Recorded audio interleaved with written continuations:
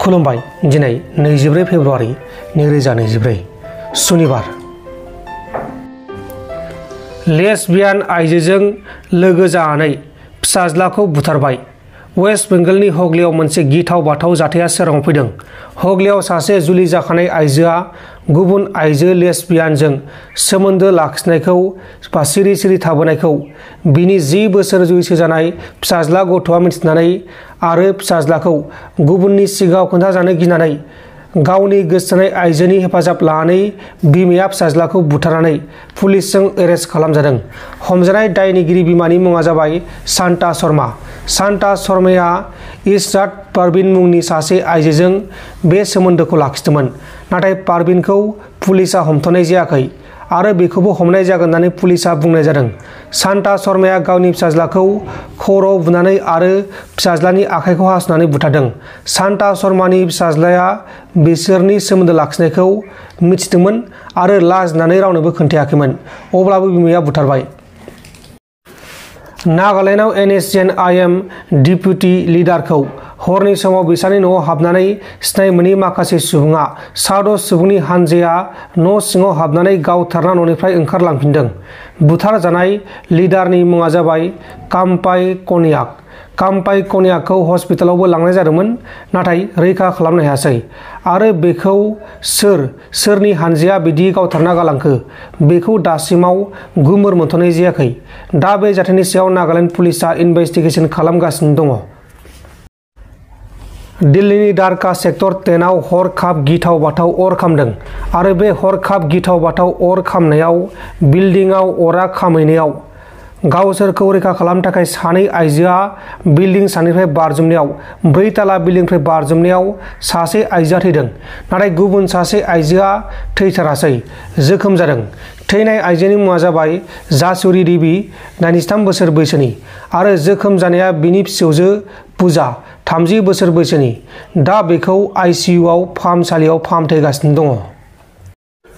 गारि सालायबाय थानाय समावनो हरखाब हार्ट एटेक जादों। राजस्थाननि नगराव बोलेर' सालायना थांबाय थानाय सुबुङा हरखाब हार्ट एटेक जानानै बेनि गारि सालायनायाव कन्ट्रल गोमानायाव धोरोम सिबिग्राफोरनि रिलिज जाबाय थानायफोरनि साजों हरखाब खारलांनायाव सानै सुबुङा जिउ गोमादों आरो बे जाथायाव गोबां सुबुङा जोखोम जादों। बे समाव जोखोम जानायफोरखौ फाहामसालियाव फाहामथायगासिनो दङ। नगाव जिल्लानि रांगालो पुलिस बादानि सिङाव थानाय आहुटलियाव बिहावा गावनि बिहामजोखौ गोबौ आथिंजों दांख्लाब सुख्लाब खालामनानै बुथारदों। बुथारजानाय आइजोनि फिसाया गुबुन रायजोआव नखरनि रां रुफानि जेंनानि थाखाय खामानि मावनो थाहैदोंमोन आरो आइजोआ गावनि फिसाजो आरो बिहावजों थायोमोन, नाथाय बिहावा हरखाब बिहामजोखौ मानि थाखाय बुथारखो बेखौ दासिमाव गुमुर मोनथ'नाय जायाखै आरो जाथायखौ खालामखांनायनि उनाव दायनिगिरि बिहावा पुलिसजों हमजादों। हमजानाय दायनिगिरि बिहावनि मुङा जाबाय मुरुलु तानी। दा बे जाथायनि सायाव नायबिजिरनाया सोलिगासिनो दङ।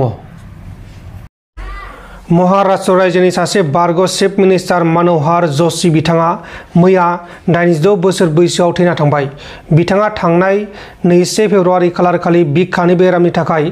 PD हिन्दुजा हस्पिटालाव थिसनजादोंमोन, नाथाय बिथांखौ रैखा खालामनो हायासै।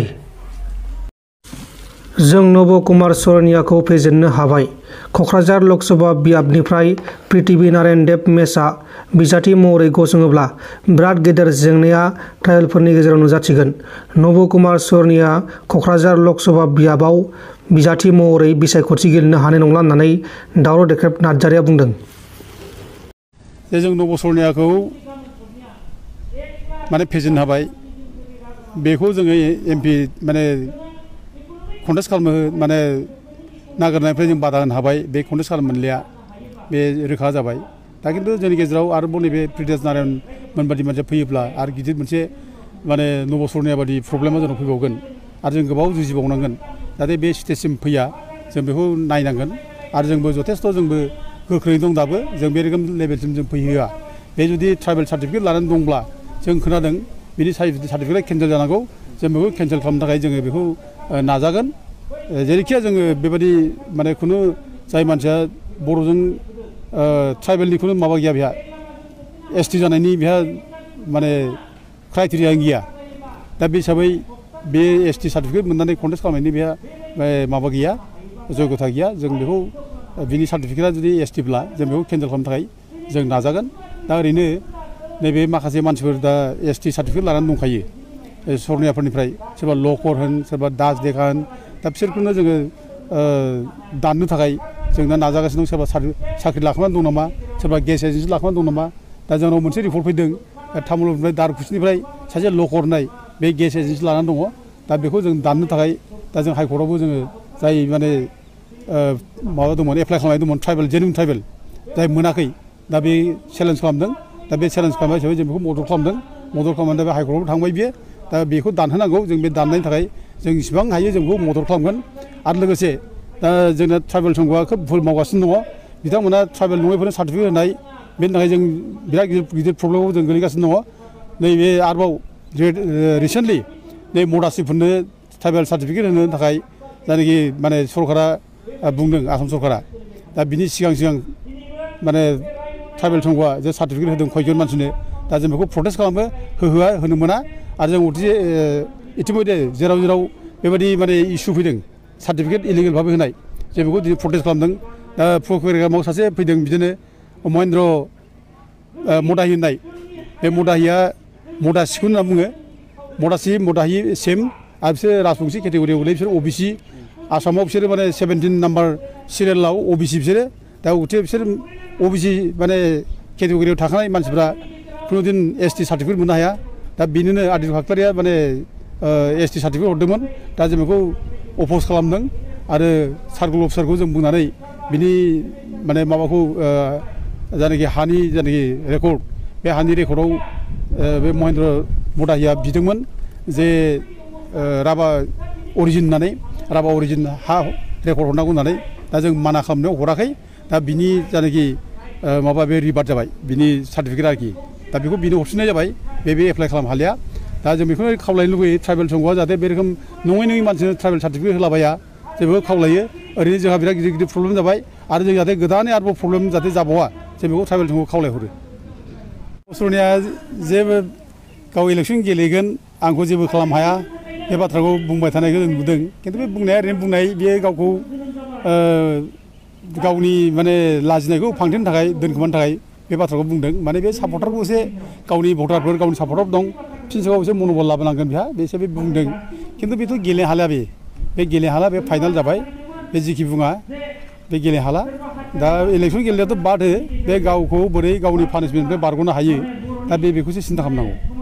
दा नबसरनिया जे इलेक्सन गेलेनो हाला बिनि प्रमानाथ' जावले जों बुंनाय जाबाय जे बिनि सार्टिफिकेटखौ केन्सेल खालामनाय जाबाय आरो लोगोसे 2023नि 28 फेब्रुवारियाव हाइकर्टआ मोनसे अर्डार होदों जे कख्लाबारिनि आनइमप्लयड इउथ ससाइटि ओमफ्राय जनरलाल बसुमतारी दावराव दैखोम नार्जारी बे केस होनायाव जेसेबां सरनियाफोरनो सार्टिफिकेट होनाय जादोंमोन बर' कसारि एबा कसारि होननानै होनाय दा बे सार्टिफिकेटखौ WPDBCआ कर्टआव उइद्र' खालामफैदों दा बे हिसाबै इसिबां बर' कसारि एबा कसारि होननानै सार्टिफिकेट लादोंमोन सरनियाफ्रा बे गासिबो इनभेलिड जाबाय बे सोलिलिया बेखौ बाहायनो हालिया बे हिसाबैनो नबसरनियानि जायनाखि सार्टिफिकेट बे इनभेलिड जाखाबाय बेजों गेलेनो हाखाला बे आरो बेल' नङा दा सरनियानि बादैबो सरनियाथ' बे माने दा बिनि सार्टिफिकेटआबो केन्सेल जाबाय बे दाराय हाला आरो बे पानिशमेन्ट मोनगोन बे जेसेबां माने बेथन जानाय मानाय दंमोन गभर्नमेन्टनिफ्राय सुजुग सुबिदा लानाय दंमोन बेखौ होफिननांगोन बे माने क्रिमिनेल केसावबो गोलैगोन दा बेजों लोगोसेबो आरोबाव जायफ्रा नोंथांमोन दिनैनि खौरांफोरा बेखिनिल'मोन बेखिनिसिम नायनायनि थाखाय नोंथांमोननिसिम रोजा रोजा साबायखर गोजोन्थों एसेनोसै जय बर' हारिनि।